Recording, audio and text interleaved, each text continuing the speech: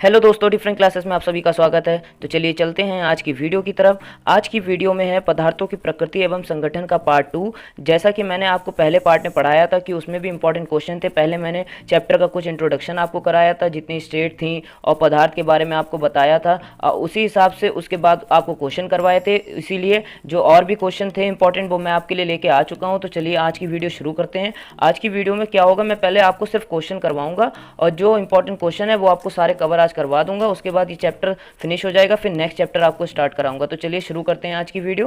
पहला क्वेश्चन आपका क्या है? पहला क्वेश्चन है आपका, निम्नलिखित में से किस भारतीय वैज्ञानिक ने पदार्थ की पांचवी अवस्था के लिए कुछ गणना की थी? तो पांचवी अवस्था कौन सी थी आपकी? Bose Einstein condensate. तो यही आपको देख सकते हैं, ऑप्शन खुद मिल रहा होगा, सत्येंद्र बोस, क्योंकि लास्ट में क्या आ रहा है? बोस आ रहा है। चलिए अगले प्रश्न की तरफ चलते हैं। अगला प्रश्न है आपका, सितारों में प्लाज्मा बनने का कारण है। तो क्या कारण होता है सितारों में प्लाज्मा बनने का? ये होता है उच्च तापमान। चलिए अगले प्रश्न की तरफ चलते हैं। अगला प्रश्न है आपका, शुष्क बर्फ किसे कहा जाता है? तो शुष्क बर्फ किसे कहा जाता है? शुष्क बर्फ कहा जाता है आपका ठोस कार्बन डाइऑक्साइड को। किसे कहते हैं? ठोस कार्बन डाइऑक्साइड को। चलिए अगले प्रश्न की तरफ चलते हैं। वायुमंडलीय दाब पर वह तापमान जिस पर द्रव उबलने लगता है, क्या वायुमंडलीय दाब पर वह तापमान जिस पर द्रव उबलने लगता है उसे क्या कहा जाता है? तो उसे कहा जाता है क्वथनांक। क्या कहा जाता है? उसे क्वथनांक कहा जाता है। चलिए आगे चलते हैं। अगला प्रश्न है आपका, अवस्था परिवर्तन के प्रक्रिया में क्या समान रहता है? जो अवस्था परिवर्तन हो जाए, जैसे हो गया आपका ठोस से द्रव हो गया, और क्या हो गया? द्रव से गैस हो गया। तो ये जो परिवर्तन होता है इसमें क्या समान रहता है? तो क्या समान रहता है इसमें आपका रहता है तापमान समान। क्या रहता है? तापमान समान रहता है। चलिए आगे चलते हैं। अगला प्रश्न है आपका, 0 डिग्री सेंटीग्रेड का मान केल्विन में कितना होता है? तो ये आपको शायद पता हो, ये कितना होता है? 273.16 केल्विन। 273.16 केल्विन। चलिए अगले प्रश्न की तरफ चलते हैं। अगला प्रश्न है आपका, जिस तापमान पर ठोस पिघल कर द्रव में बदल जाता है वह पदार्थ कहलाता है। तो वह पदार्थ क्या कहलाता है? ये कहलाता है आपका गलनांक। क्या कहलाता है वह पदार्थ? गलनांक कहलाता है। चलिए अगले प्रश्न की तरफ चलते हैं। अगला प्रश्न है आपका, पदार्थ की वह अवस्था जिसका आकार तो निश्चित नहीं होता लेकिन आयतन निश्चित होता है। क्या? आकार तो निश्चित नहीं होता लेकिन क्या निश्चित होता है आपका? आयतन निश्चित होता है। तो क्या कहलाता है? द्रव कहलाता है। क्या कहलाता है आपका? द्रव। चलिए अगले प्रश्न की तरफ चलते हैं। अगला प्रश्न है आपका, एलपीजी से दुर्गंध आती है। तो वो उसमें क्या ऐसा मिलाया जाता है जिससे वो दुर्गंध आती है? जिस चीज की वो दुर्गंध होती है उसका नाम क्या होता है? क्या है? इथाइल मर कैप्टेन। अगले प्रश्न की तरफ चलते हैं। अगला प्रश्न है आपका, सीएनजी का मुख्य घटक क्या है? तो सीएनजी मतलब क्या हो जाता है? Compressed natural gas. इसमें आपका जो मुख्य घटक है उसका क्या नाम है? उसका है मेथेन। क्या है? मेथेन। अगले प्रश्न की तरफ चलते हैं। अगला प्रश्न है आपका, किस आधातु में धातुई चमक पाई जाती है? तो ये जो ऑप्शन आपका हो जाएगा ये हो जाएगा उपरोक्त दोनों में ही क्या है? धातुई चमक पाई जाती है। ग्रेफाइट और आयोडीन दोनों में ही क्या है? धातुई चमक पाई जाती है। अगले प्रश्न की तरफ चलते हैं। अगला प्रश्न है आपका, ऐसे तत्व जिनमें धातु और अधातु के गुण दोनों ही पाए जाते हैं तो क्या वो कहलाते हैं? वो आपके कहलाते हैं उपधातु। क्या कहलाते हैं? उपधातु। अगले प्रश्न की तरफ चलते हैं। अगला प्रश्न है आपका, निम्न में से किस पदार्थ में ऑक्सीजन नहीं है? तो किस में ऑक्सीजन नहीं होती है? ये नहीं होती है आपकी मिट्टी के तेल में। किस में नहीं होती है? मिट्टी के तेल में। अगले प्रश्न की तरफ चलते हैं। निम्न में से कौन सा मिश्रण नहीं है? तो निम्न में से कौन सा मिश्रण नहीं है? ये आपका ग्रेफाइट जो है मिश्रण नहीं होता है। क्या है? मिश्रण नहीं होता है। बाकी सब क्या है? मिश्रण है। अगले प्रश्न की तरफ चलते हैं।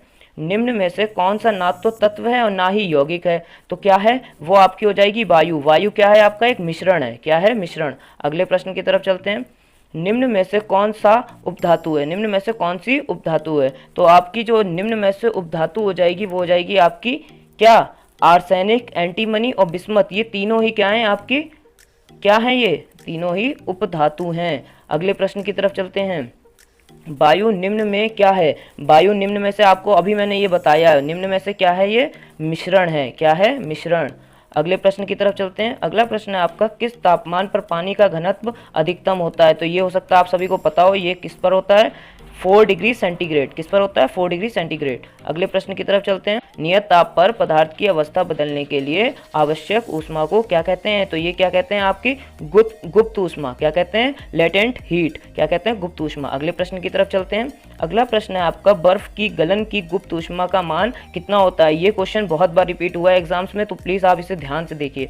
कितना होता है गुप्त ऊष्मा का मान बर्फ की गलन का? ये होता है आपका 80 कैलोरी पर ग्राम। कितना? 80 कैलोरी पर ग्राम। चलिए आगे चलते हैं अगले प्रश्न की तरफ। जल के लिए बाष्पन की गुप्त ऊष्मा कितनी होती है? तो जल के लिए बाष्पन की गुप्त ऊष्मा जो आपकी होती है कितनी होती है? 540 कैलोरी पर ग्राम। कितनी होती है? 540 कैलोरी पर ग्राम। अगले प्रश्न की तरफ चलते हैं। अगला प्रश्न है आपका, उबलते जल की अपेक्षा भाप से जलने पर अधिक कष्ट होता है, क्यों? इसका तो आंसर आपका क्या हो जाएगा? इसका आंसर होगा भाप की गुप्त ऊष्मा का मान क्या है? अधिक होता है। जैसा कि अभी हमने आपको बताया पिछले क्वेश्चन में, कितना होता है भाप की गुप्त ऊष्मा का मान? 540 कैलोरी पर ग्राम। अगला प्रश्न है आपका, अगला प्रश्न क्या है? दाब बढ़ने पर बर्फ का गलनांक क्या हो जाता है? बढ़ जाता है, घट जाता है या शून्य हो जाता है, या दाब पर कोई प्रभाव नहीं पड़ता है? तो ये आपका क्या हो जाता है? घटता है। क्या हो जाता है? घट जाता है। अगले प्रश्न की तरफ चलते हैं। अगला प्रश्न है आपका, निश्चित ताप पर द्रव का ठोस में बदलना क्या कहलाता है? निश्चित ताप पर द्रव का ठोस में बदलना क्या कहलाता है? हिमीकरण। क्या कहलाता है? हिमीकरण कहलाता है। अगले प्रश्न की तरफ चलते हैं। अगला प्रश्न है आपका, निश्चित ताप पर द्रव गैस या वाष्प में बदल जाना क्वथन या वाष्पन कहलाता है, लेकिन उस निश्चित ताप को क्या कहते हैं? जिस पर यह क्रिया जो हो रही है उस निश्चित ताप को क्या कहते हैं? तो उस निश्चित ताप को क्या कहते हैं? क्वथनांक कहते हैं। तो कैसे लगे आपको मेरे 25 इंपॉर्टेंट क्वेश्चन? अगर आपको ये अच्छे लगे हो तो अभी हमारे वीडियो को लाइक करें, शेयर करें, कमेंट करें और हमारे चैनल को सब्सक्राइब करें। Thanks for watching this video.